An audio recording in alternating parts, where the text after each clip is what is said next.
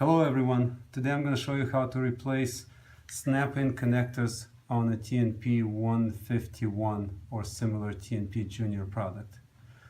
They're buried inside pretty deep, so we need to go through a procedure to get them out and put the new connectors in. So let's go ahead and start. I'm going to close the unit. I'm going to take it upside down. What I did, I cut the power cables off just for demonstration purposes so you can see what I'm doing here. So the first thing we're going to do is to cut the tie wraps around the power cable and the cable that's coming out. Okay, so there's one tie wrap here and there's one tie wrap on the other end. So that tie wrap is gone. Okay. The second thing we're going to do is to unscrew 1/4 inch nuts right here on each side. So I'm going to go ahead and remove one nut here.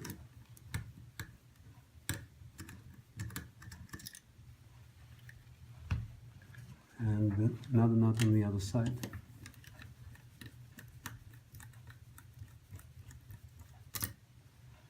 Alright, notice that I use a carpet underneath because the edge of the bezel is very thin, and if you just nick it sideways you may be able to bend it, so just keep the carpet so you don't damage the edges of the tabletop unit.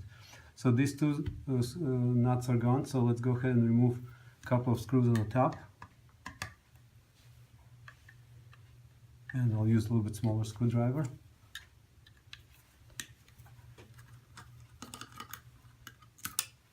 That's one and two.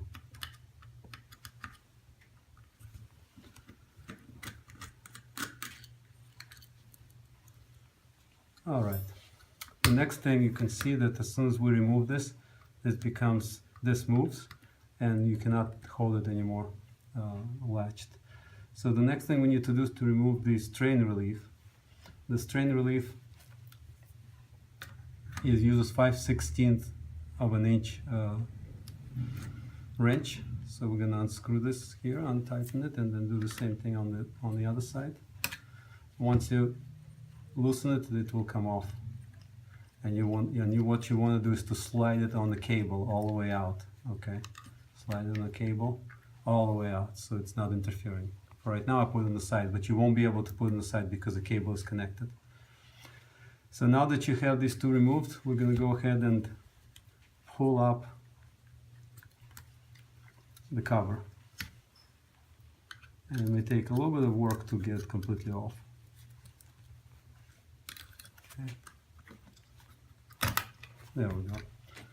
So you can see that I had to push the cable. In your case, the cable will come out on the side, okay?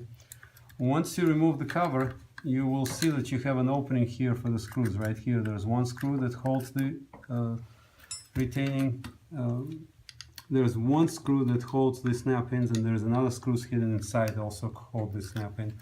Make sure that you have a screwdriver that has a little magnet on the side so you can later on easily put it back, okay? So let's go ahead and remove the first screw coming from the side here.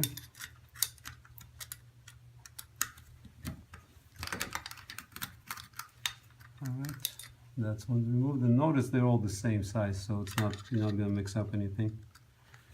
And the last one.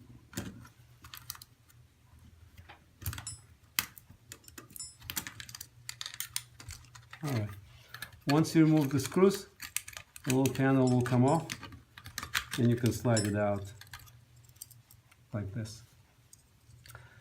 And now you can go ahead and remove the snap-in connectors. Use a flat screwdriver and just push on the side right here and push the connector out. Well, it should be much easier than that. Let's try again. Just push on the side and push the connector out, and that will come off. Now you can put a new connector in. And then you just reverse the assembly. You just put this, I'm going to go ahead and remove two of them out.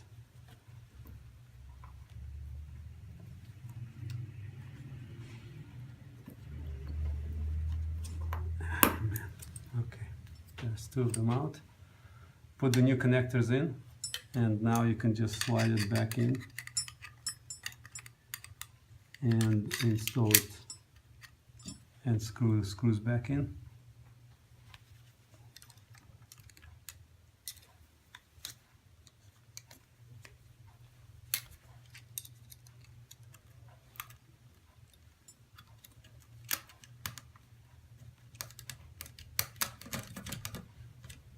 And then put the second screw in.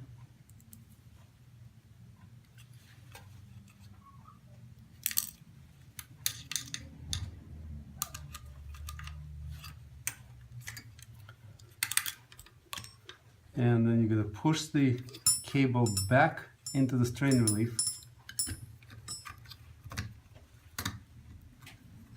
like this, all the way in. Do not tighten the strain relief yet.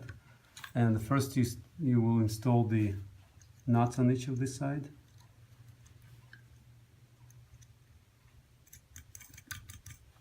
But don't tighten them, just kind of push them, install them, but do not tighten them. And the reason is because we need to put the top screws first before you tighten everything.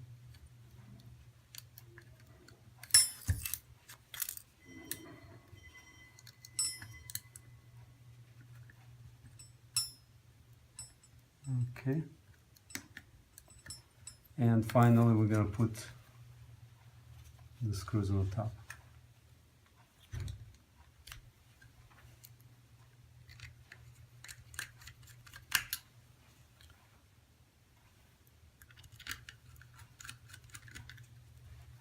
Now when the top screws are secured, then you can go ahead and tighten the screws on those. Tighten the nuts on top.